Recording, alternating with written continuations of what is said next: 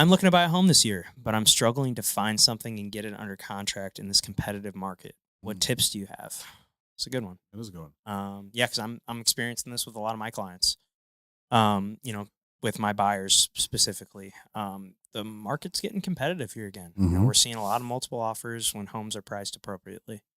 And, I there's a handful of things. Obviously, first things first, you need to have a good lender. You need to have someone that you can, trust, someone that's going to be responsive, someone that's going to be able to answer your questions when you need them, when you need to write an offer on a Saturday afternoon.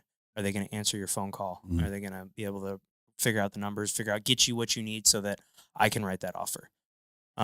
So first step I would Or say even is just a proactive lender. yeah, that too. Because I mean, that's a lot of the times. By the time they're looking at houses with you, they already have numbers from me. Yes. They already have that presentation that I work up that they've sent me, and I've showing them either multiple houses or like, hey, they have one house that they're dead set on, or even if it's multiple houses and they come back, hey, we looked at these houses, this is the one that we're focused on. Then I can go back and show them like, hey, this is what that house looks like and what it's going to cost you at different price points that allow them to, in a multiple offer situation, be comfortable with what it is that they're getting into, like realizing that, hey, even if we go 10, 15, even 20,000 over, it's really not going to change how much we have to come in with. And it's not going to really mess with our monthly payment all that much. And, it's, that's the one. Yeah, I agree with you there. And then also like making sure you're getting fully pre-approved. Like, Yes. hey, you're getting all of your everything. everything. Get you Get your everything. get all your docs turned in. Let me review it. Hell, when it gets super competitive, if we really need to, put you through underwriting so you have a fully underwritten loan, which you've got pre-approval, and then you have a fully underwritten loan. That's even stronger than a pre-approval. That means we're fully committing to doing this loan as long as it meets that criteria or less, which usually when we're doing it, putting it through underwriting, we're maxing out what you can qualify for. And it's allowing us to go in and come back and say, hey, all right, yeah, you're qualified up to this payment with, and this sales price and this with this much money down. And our underwriters have put their stamp of approval. Now, I take pride in my pre-approvals and haven't had to deny anybody that I have pre-approved. And so, that's because I'm getting all these docs up front. I'd rather be a pain in your ass up front when nothing's on the line than, oh yeah, sure, you're good to go based on everything you told me. Let's be real. Calculating income is not set like black and white.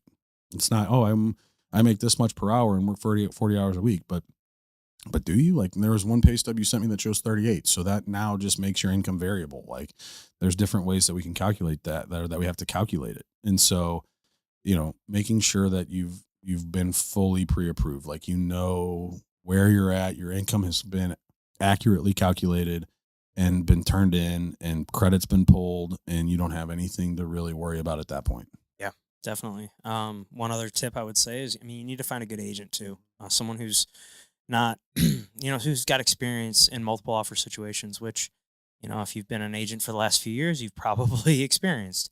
And, hopefully it's someone that's won a few of these bidding wars because, and I think really ultimately that comes down to, I guess, two things, would be the agent having a good relationship with the agent on the other side, which I think is extremely important, is being able to create that relationship with the listing agent on the other side, trying to figure out what those other offers are that are in place. I mean, most of the time they're not going to tell you exactly. Every once in a while you'll get an agent that'll give you exactly what you need, but that's kind of few and far between. But you need to learn, they need to know the right questions to ask these agents so that you can kind of get a good idea of where you need to be, and like being willing to write a strong offer if it's needed. Like, you need to be willing to go. If it's a house you want and it's got a bunch of other offers on it, like, you're going to need to go over list price. Yeah. Like, it's what needs to happen. I know it's not sexy and I know it's not the most attractive thing. It's not a deal, Right. but if it's the house you want, you can see yourself being there for the foreseeable future. I think it's a good move. Right. Yeah. So I would say those are, and then, And to piggyback off of what you're saying is also having a good agent.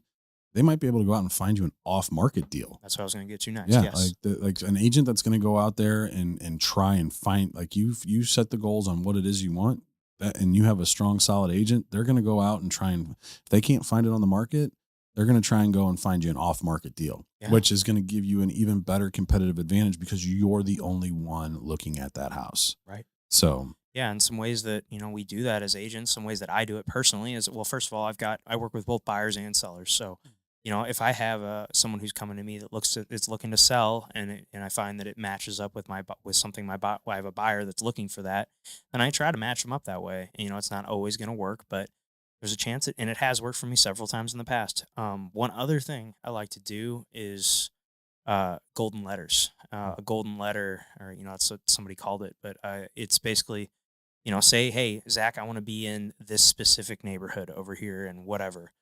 So I basically write a letter, and I mail it out to everybody in that neighborhood that says, like, hey, you had a house that sold right up the street.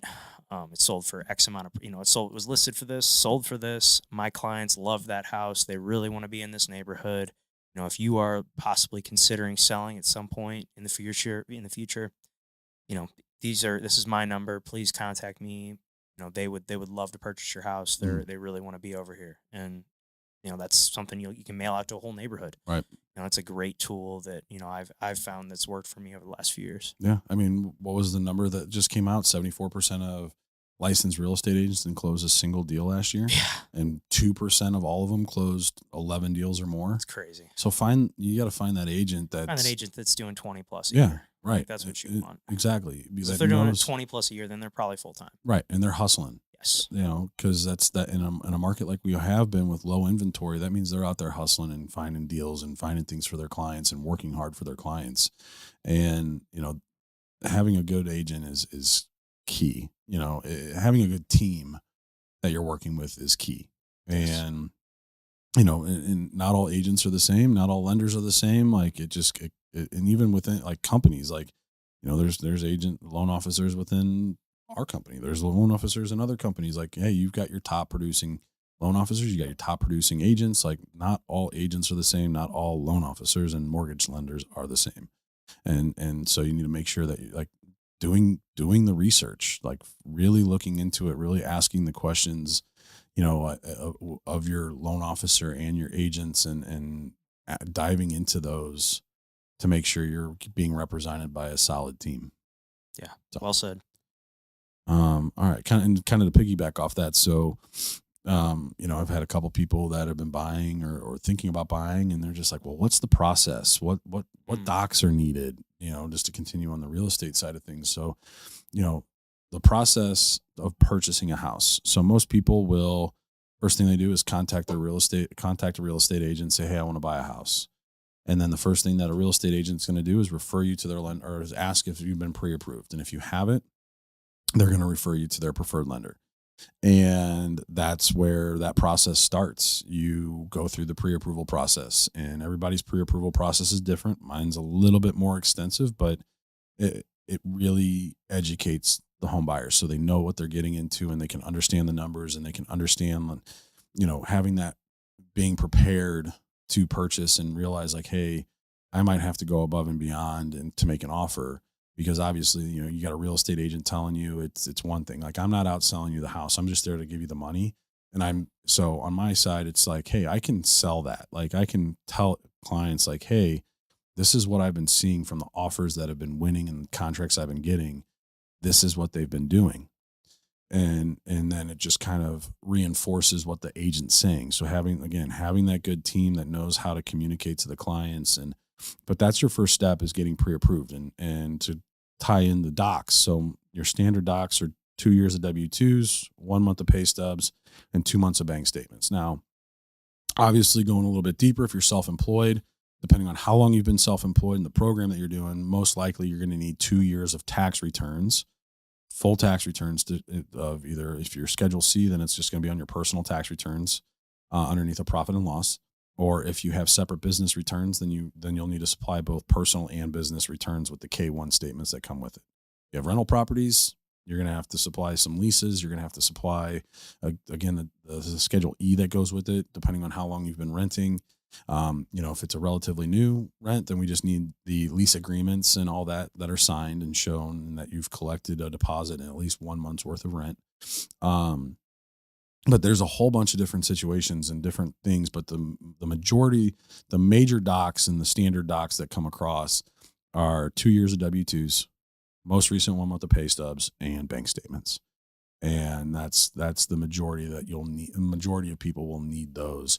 If you're an hourly employee or you have some sort of variable income, just because the W-2s they don't break down. Like if, for example, a nurse, you've got shift differentials, you've got overtime, you've got double time, or even if you're in the union, if you can supply the very last pay stub that's paid in the previous 2 years. So like right now we're looking at 23 and 24 when it comes to pre-approvals.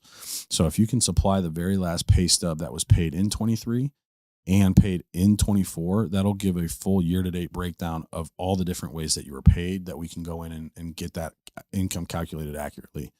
Or, for example, if you're an hourly employee and you just received a pay raise, you can go in and basically get a full 12-month worth of hours that you worked and multiply it by your new pay rate instead of, hourly is considered variable. So we have to take typically a 2-year average of that.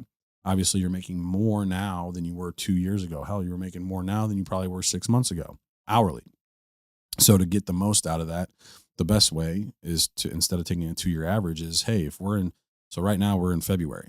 So you get me from February 1st of 2024 until January 31st of 2025, and you can get those total hours that you worked in that time. I'll multiply it by your new pay rate and get you even more money. So for qualifying. So there's a bunch of different things that kind of go into it. So Yeah. So first step, pre-approval.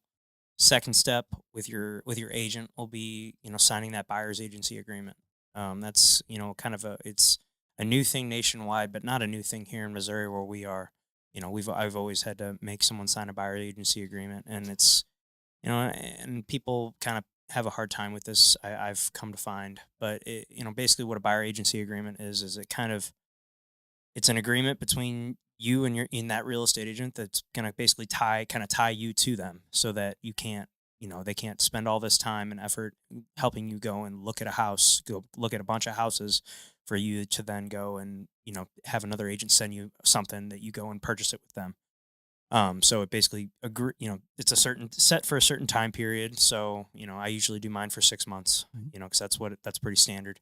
And kind of ties you with that agent for 6 months. And, they're going to put their commission in there and what the amount that they're going to receive. And, if there were a seller that's not willing to pay the commission, then that then comes to the buyer, which, in my experience here in Missouri, that's not happened to me really at all. Like I've had one client have to pay like a small portion, but everything else has always been paid by the seller. So, a lot of people get worried about this buyer agency agreement. And here's the thing: if you decide halfway through this or a month working with this agent that you don't like them, or there's something that they're doing that you're not liking, they can release you from that contract. Like it's not a till death thing. So Right. just know that it's pretty easy to get out of it if you need things to, aren't working if out. things aren't working out. Right.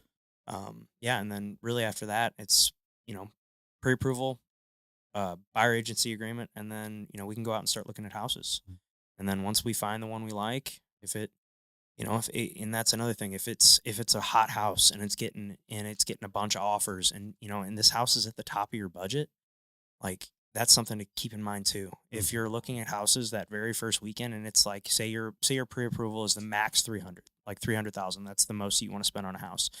This house hits the market and it's got a bunch of offers, and they've got a deadline set, and I call the agent and find out that there's currently 4 offers on it, and 3 of them are over list price, and your max is 300 and the house is listed at 300. Like, sorry, that one's kind of out of your budget. And I hate to say it, but Right. that's kind of that's the reality of the situation. Well, and that's the thing too and that's why it's always good to have an agent or a loan officer that you can call and talk to and have run numbers, because as a loan officer, until we have an actual address, we're estimating taxes and insurance. And a good loan officer is going to overestimate those fees, because they are going to play it safe and basically say, hey, yeah, you're approved up to this payment. Now, this payment typically correlates to this price, but there could be some wiggle room. Like we had a client like this. Yes. I had him up to 400,000. And he's like, well, is there any wiggle room? I said, well, yeah, there's always some wiggle room because of taxes and insurance. So if you see a house that's a little bit more, before you write an offer, make sure you send me that address and we can see if it works. And that's exactly what happened. They saw a house that was listed at 400. They were thinking that they were going to need to go up to 420 to win it. And I sent them numbers and they were able to see that and look at it and realize, like, yeah, the taxes were low enough, were much lower than what I had estimated for what that area, for what that county brings, that what we typically see in that area, that they were able to go up to 420 and make an offer. Now, they didn't like what they had to come in with, and they didn't like what, where that put them at on a monthly payment wise, because it was stretching where they were going to be at. So they decided not to offer. But that, again, if you're proactive and your loan officer is actually sitting down and having a consultation with you and reviewing these numbers and telling you, like, hey, so there's some wiggle room here. Like, I'm doing this very conservatively, and overestimating these numbers just to show you a worst case scenario, just so you're not caught by surprise, just in case there is a house that has higher taxes. There's certain areas within St. Louis that has higher taxes than others. And, it's good because now you're like, oh, okay, now I know, like, hey, you send me a house, I'm going to give you 4 scenarios on that house up to the max that you can offer on. And you'll be able at that point to be like, all right, cool. I'm willing to go up to that max that I can offer on it, or this. But there's all these different things that kind of go into that process of buying, and it's always, until you're under contract, there's going to be a lot of communication back and forth, and you need to be open, you need to be having those conversations and be communicating with your agent and your lender, so that way everybody's on the same page. Yeah. So Perfect. but then once you're under contract, so when Yeah. you get under contract, the next step, so for example, let's say you're working with Zach and I. Zach's going to take this. He's going to get the contract. He's going to get it submitted to his team that's behind the scenes, his contract to close team, and they're going to get everything turned into the title company, sent over to me. I'm going to get that paperwork, and I'm going to go put this into our system, and we're going to generate our disclosures that we have to send over to you. At that time, you and I are going to have a discussion on, do we want to get locked in, or do we want to float the rate? What's going on in the market? What's set to come out that could affect interest rates, things like that. Or how long it is until you're closing. So there might be times where your closing's extended, 45, 60 days. And there's a lot that can happen with rates. And, typical lock period is about a 30-day lock, but we're needing to extend it to 60. Well, that adds a quarter point on top of your rate, which could change. You could be looking at a 6.99% interest rate. And if we have to bump it out to 60 days, that might bump you up to 7 1/8. Well, it's like, well, do you want to wait and see what happens? Or do you want, there's a lot of things that can happen within that time. And that's one of those discussions that you have. And once we have that, we're going to send you these disclosures. You're going to sign the loan documents and disclosures, so understand everything that you're getting into. We can review it together, or you can just go in and sign it. It's about 50-50 on how that works with people. Some people will just go in and sign. Most people, or some people, like, oh, can we go over this together so I know what I'm signing? Absolutely. And then once that happens, I'm going to get it. My team's going to get it, turn it over to our behind the scenes. So our junior processor is going to open the file, get certain things ordered, flood certs, title requests, things like that sent out. And then it gets turned over into processing. Our processor is going to review the file. The processor is the go-between with the underwriter. So the processor is going to be like the second set of eyes after mine on the file, to make sure that I didn't miss anything. We try and get as many docs up front as we can, but there's times where things come back like, oh, we need this, this, and this. And that's where she comes in and is reaching out and going all that. And then she gets it and submits it to underwriting. Underwriting reviews the file, comes back. Very rarely is it ever clear to close on the first try, but we shoot for that. Obviously, most of the time it's not, because we're on hold for the appraisal or some sort of something, or we're waiting for the appraisal. But we get it submitted to underwriting, and we get that initial response back. Hey, you're approved, but here are the following conditions that we need. And then we follow up and we might ask you for a few more docs. So just be prepared when you're buying, like, hey, just because you supplied docs up front doesn't mean that that's it. There could be more docs that come after the fact. And so we'll get those and then get it resubmitted and get it cleaned up and all that, to the point to where, like, if we are holding on the appraisal, that's all we need for clear to close. This process usually, usually about 10 days. from the time we get it, turn it in, process in underwriting until we're, clear to close, or we're the appraisal away from being clear to close. If we get the appraisal ordered immediately, we can get you clear to close in like 10 days. Yeah. So we work pretty quick and efficiently. And everybody's process on that side of the thing, depending on the lender you're working with, can be different. That's just my experience on it and how we handle it. And then once you're clear to close and we issue commitment, then it's just kind of waiting for closing. Right. About a week before, we'll send out preliminary numbers to meet government requirements.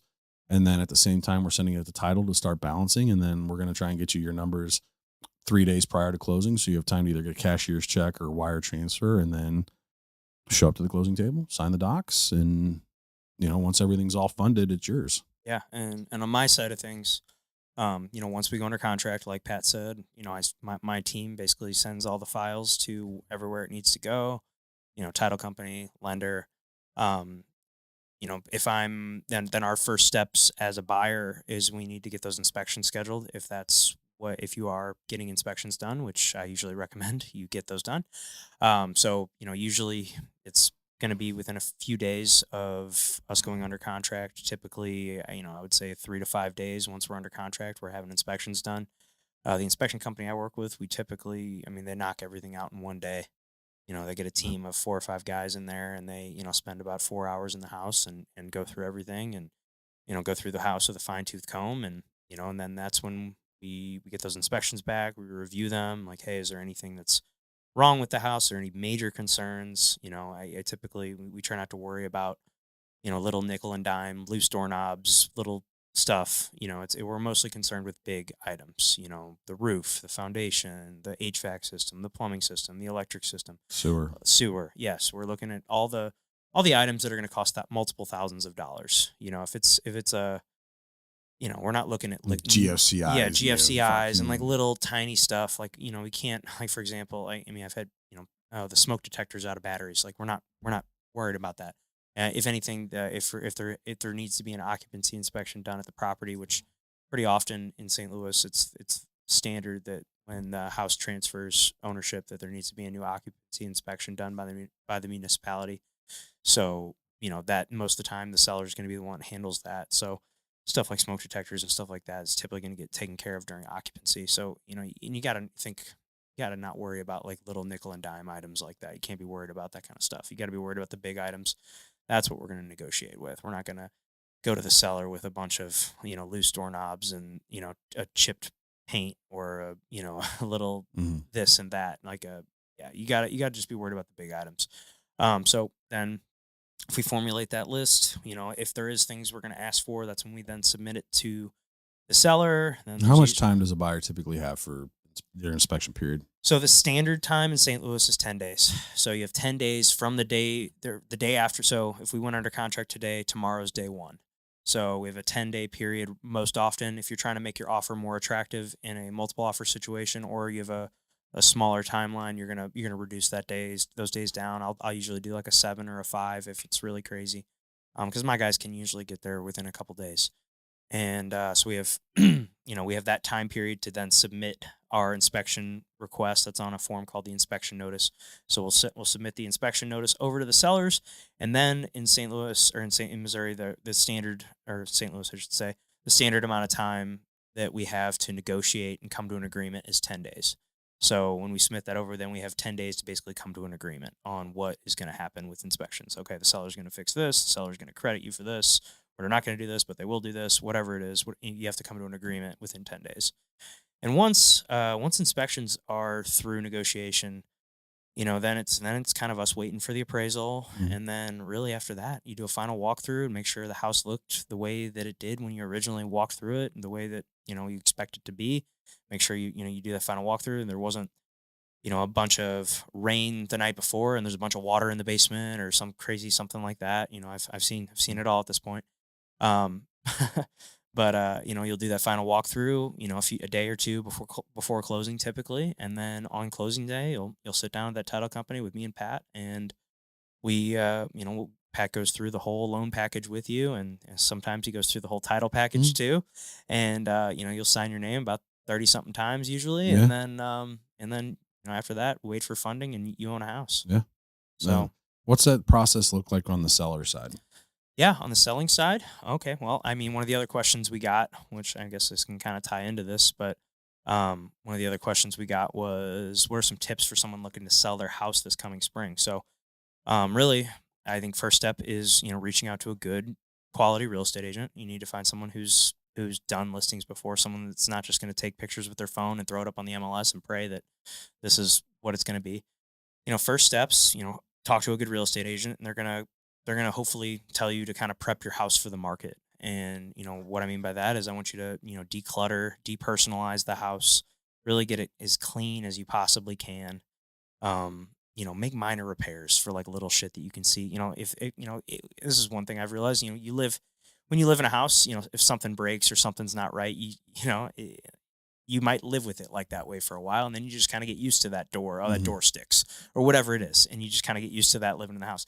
That shit like that, just get that fixed. Like Yeah. make it the little stuff that you can repair yourself. Like go ahead and do that. I never think that that's a bad idea. Another thing is before we hit the market, like boost that curb appeal outside. Like make sure the lawn's cut nice, make sure your hedges are trimmed, make sure the mulch, if maybe put fresh mulch down in the gardens out front. Make sure the yard looks good. Are there leaves in the front yard? Is it fall time? Make sure that you clean up the leaves. Just make that house look as sexy as you can from the second that person pulls up. Mm. And then second step I would say is really pricing your house right.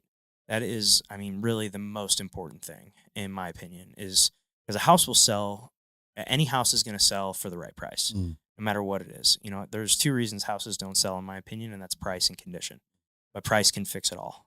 Right. And you can buy a house in a shitty condition if it's priced accordingly. Mhm. You need to be open and you need to be realistic when you sit down with your agent and you look at the comps of all the things that have sold around you.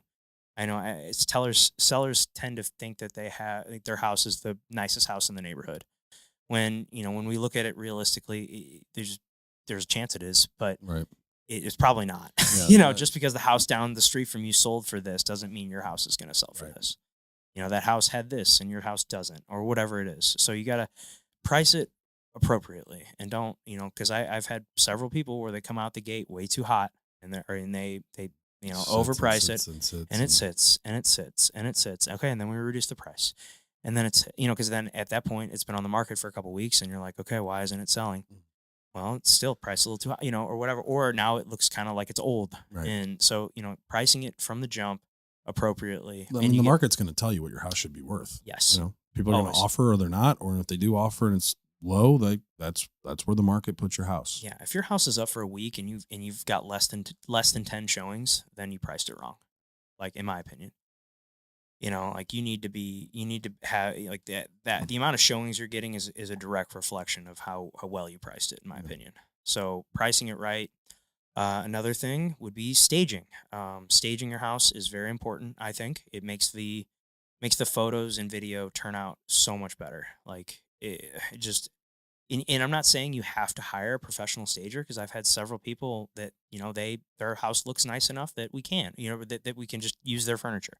I even my stager will do like she calls it an occupied stage. So like she'll come in and she might like take out one thing and put in a piece of her furniture that she think would look better, or she adds like little accent stuff. She'll put nicer like towels and little things in the bathrooms and on the kitchen counters and all the things. So I think staging is something to definitely consider. Whether that's hiring a professional stager or maybe you've got an aunt or somebody that like has some interior design skills. Have them come over and Right. check it out and see what they think. Like that's an option too if you don't want to pay for professional staging. And lastly, I would say marketing, hiring an agent that is going to do very professional photos and video. I think that's extremely important. That's how everybody sees the house. They're going to see it online before they ever come in, or before they ever come walk through it. So you got to make it look as sexy as possible from pictures and video. And I mean, and if your agent's not using professional photos, like don't even consider them. Right. I mean, I've seen pictures of houses and then toured houses, and I'm like, damn, that's a good photographer. Yeah, for sure. Oh, 100%. We laughed about it when Jason was in here because he does all my photography, and I'm like, how do you make this house? Yeah. They always make the house look way better and nicer than it actually is. But I mean that's what gets them in the house, Right. and that's really what the photos are for, the photos and the video. And video is such a powerful tool. I mean, I get a lot of action on my listing videos, I mean, I go a little kind of crazy with mine, but I But it works. it It works, and works. they get thousands of views, and how many eyeballs that gets, and how many shares they get, and they send it to people Right. looking like it's so important. So I think finding an agent that's going to market it right with today's standards, which is professional photography and videography. No, for sure. Yeah. So those are my biggest tips when it comes to selling. What about availability to get out of the house? Oh yeah. Okay. Yes. Yes. Okay. Thank you. Yeah. If you have a showing, get the fuck out. That's like that should be like I shouldn't even have to say that, but And just know that you're going to have to get out yes. at random times. Yep. Like, just be prepared for that. Yeah. And I, the way I typically do it is I recommend, like, hey, if we typically, I like to hit the market on a Thursday or Friday. And if it's a Friday, I would say like, hey, go somewhere for the weekend. Mhm. Go, Somewhere. yeah, go somewhere. I don't care. Yeah. If you got a place at the lake or you got somewhere to go, you got a Buddy's house or a buddy's friend's house. Yeah. Go That's get what- an Airbnb yeah, for that's what I the, did. like When we were go. selling, I was staying at a friend's house. Yeah, go to a friend's house, go stay with your parents, go get an Airbnb, just so that way you're not bothered and you don't have to come back into the house and like Well, and then you're not living in You're it not living too, in it. because you're gonna mess things up. You're like having to clean and get it back to where you thought it was, and you're never gonna get it back all the way there. yes, So just leave. just leave. Yeah. And that, and if you price it appropriately, usually if you're gone for 3 days in a row and you get a handful of, and you get quite a few showings in that weekend, there's a good chance you're going to get a few offers, Yeah. especially in this market. So, if you got to leave your house for 3 days and go and, take a little trip or go stay with a buddy or your parents or do something, like it's going to be worth it. Yeah. Like, and it's going to be a way more convenient for your life too.